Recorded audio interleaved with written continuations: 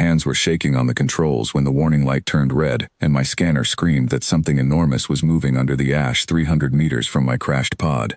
I am Viral, a scout of the Kessine trade fleet, and I had no business being alive that night. My shuttle had gone down in the region every star chart calls the Hollow, a stretch of poisoned land on the human world of Aldrin, where no ship lands on purpose, and no traveler walks without an armed escort of at least 20. I was alone. My engine was smoking, and something the size of a transport truck was pushing through the broken rock toward me, slow and patient, like it already knew I could not run. I remember gripping a cutting tool that would have done nothing against a creature that size, and I remember thinking that this was how my report would end, a blinking dot that stopped moving on a star map nobody would check for weeks. Then I saw a light, a small, steady yellow light, coming from a window half a mile away, glowing like it belonged in a peaceful little town, and not in the most dangerous strip of ground on the entire planet. I ran for it. I do not remember deciding to run. My legs simply carried me over broken stone, while the creature behind me let out a low sound that shook dust from the cliffs. I fell twice. I lost my communicator in a crack in the rock and did not stop to get it back. And when I reached the light, I found a wooden door, a porch made of pale planks, and a man standing on that porch with a mug of something hot in his hand, watching me arrive like I was a delivery he had been expecting. His name was Daniel. He did not look surprised. He did not look afraid either, which confused me more than the monster chasing me. He simply stepped down from the porch, walked past me, and raised one hand toward the creature that had been closing the distance behind me. The thing stopped. It stood there, taller than the house, breathing out clouds of hot vapor, and it stopped moving the instant Daniel lifted his hand.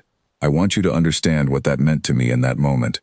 I had grown up on stories about the Hollow. Every child in the Kessine fleet is told to stay away from human borders, and doubly told to stay away from that specific stretch of Aldrin, because nothing that enters it comes back whole.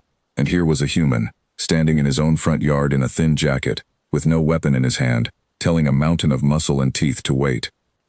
The creature waited. Then, after a long moment, it turned and walked back into the dark, unbothered, like this was simply how evenings went.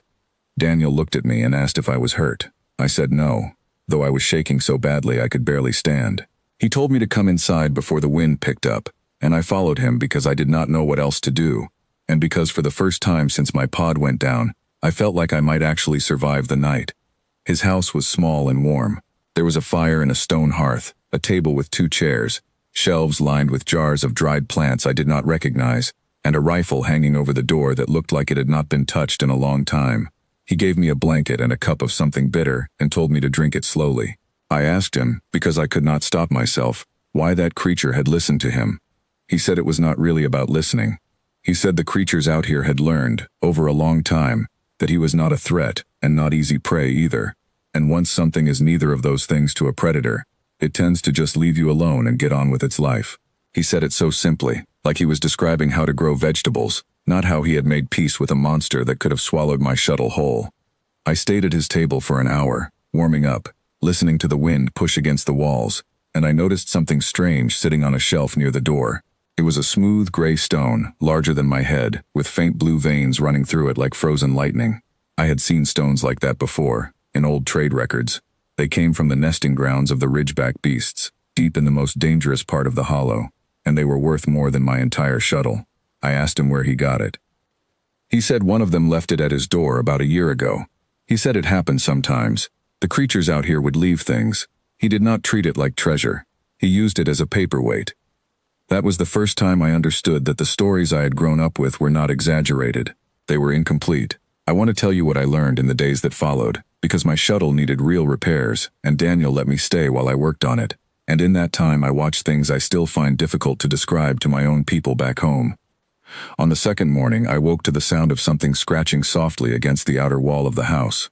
I froze, certain we were about to be attacked, but Daniel simply pulled on his boots, walked outside without any weapon, and returned a minute later carrying a dead grazer animal, freshly killed, laid gently on his porch step. He explained that a pack of lurkers lived in the rocks to the north, lean gray hunters with too many legs, and eyes that glowed faintly in low light, and that they had been leaving food at his door for months. He said the first time it happened, he thought it was a threat, a warning that they knew where he lived. But nothing followed the food, no attack came. It just kept happening, and eventually he understood it for what it was, a gift. I asked him what he had done to deserve gifts from something so dangerous, and he told me a story that I did not expect.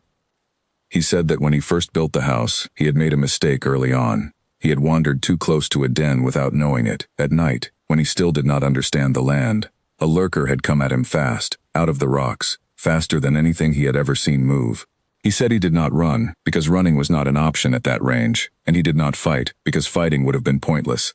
He simply stood still, made himself as small and as calm as he could, and let the animal come close enough to smell him, to look at him, to decide.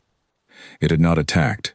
It had circled him twice, breathing hard, close enough that he could feel the heat coming off its body, and then it had simply walked away.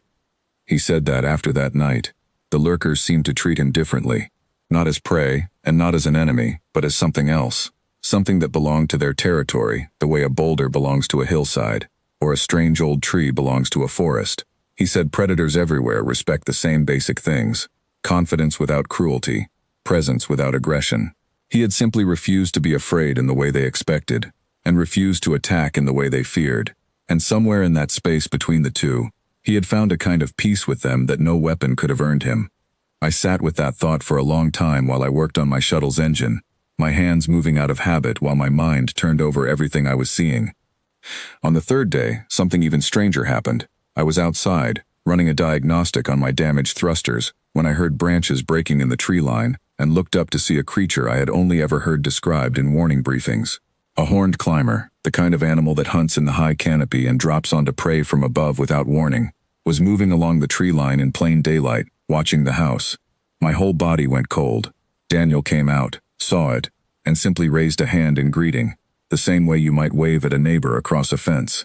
The climber did not attack. It sat on a low branch, watched us both for a while, and eventually dropped something from its perch before disappearing back into the canopy. Daniel walked over and picked it up. It was a cluster of bright red fruit, the kind that only grows at the very top of the tallest trees in the hollow, far too high for any human to reach without serious risk. He handed me one, and told me to try it, that it was safe, that the climbers had been dropping fruit for him for a long while now, ever since he had left food out during a hard winter when the trees had stopped producing and every animal in the region was struggling to survive. He said something then that I have never forgotten. He said most creatures are not born cruel. They are born careful, and the ones that live in dangerous places are the most careful of all, because carelessness gets them killed. He said fear and violence were never really the point out here.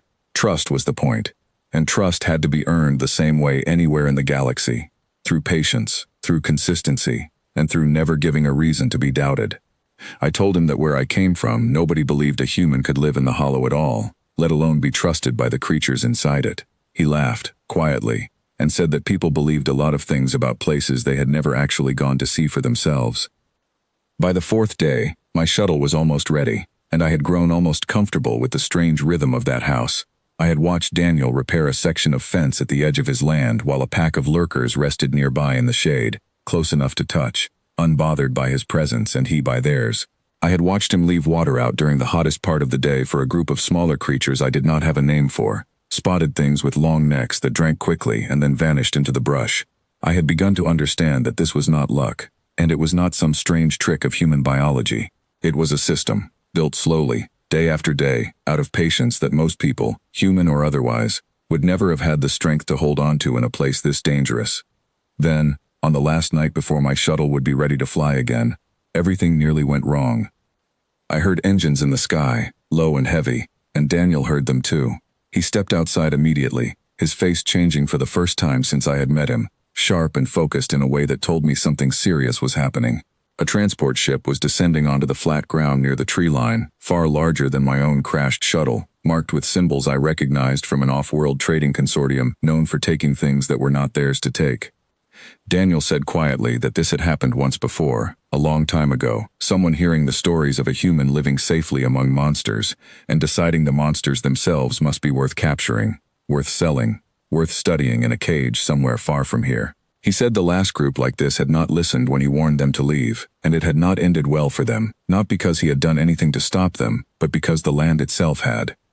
I watched from the porch as a group of armed figures came down the transport ramp with nets and containment equipment, moving toward the tree line with the confidence of people who had never actually walked in the hollow before. Daniel walked out to meet them, unarmed, calm, and told them clearly that they needed to turn around and leave immediately, that this land did not belong to anyone, least of all to whoever wanted to profit from it. They did not listen. One of them laughed and said something dismissive about a single man giving them orders on an empty planet in the middle of nowhere. That was when the ground began to shake. I do not know how the creatures knew. Maybe they had heard the engines the same way we had. Maybe they had simply learned, over years, that strange loud machines meant danger for the man who fed them and gave them water, and never once raised a weapon against them. But within a minute, the tree line was full of movement, shapes emerging from the shadows. The same lurkers that had circled Daniel gently on his first night here, now moving with a very different energy, low and fast, and focused entirely on the transport crew. The armed figures panicked. Nets were dropped. Someone shouted an order to retreat, and within moments the whole group was scrambling back up the ramp of their ship, the horned climber even dropping from a branch above them to send them running faster, though it did nothing more than land in their path and let out a sound loud enough to shake the air. Nobody was hurt. That mattered to me, because I realized in that moment that even the creatures understood the difference between defending their territory and causing harm they did not need to cause. The transport lifted off into the night sky, engines roaring, and did not come back. Daniel stood there for a long moment after it left, watching the empty sky, and then he turned to the tree line and said thank you, quietly, like he was speaking to old friends who happened to also be terrifying predators. One by one, the shapes in the trees faded back into the dark, and the night went quiet again, as if nothing had happened at all. I asked him afterward if he was ever afraid that one day the creatures might turn on him instead of protecting him. He thought about that question for a long time before answering. He said that fear like that would poison the whole arrangement, that trust only survives when you choose to keep giving it, and the day he started treating the land around him like a threat instead of a home was the day it would start treating him the same way back. He said the hollow was not dangerous because it was cruel. It was dangerous to people who never bothered to understand it, and safe to the one person who had decided to actually try. My shuttle was finally repaired the next morning.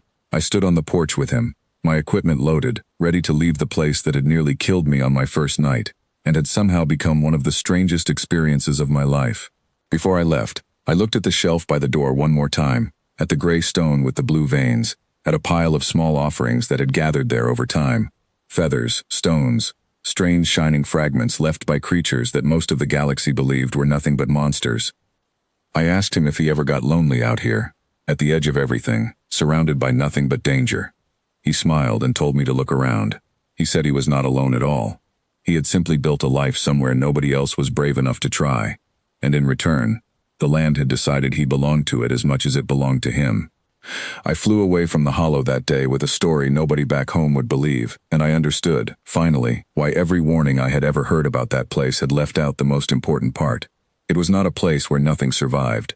It was a place where one man had refused to be afraid, had given patience where others gave violence, and had somehow turned the most dangerous stretch of ground on the entire planet into something that looked, more than anything else I had ever seen, like home.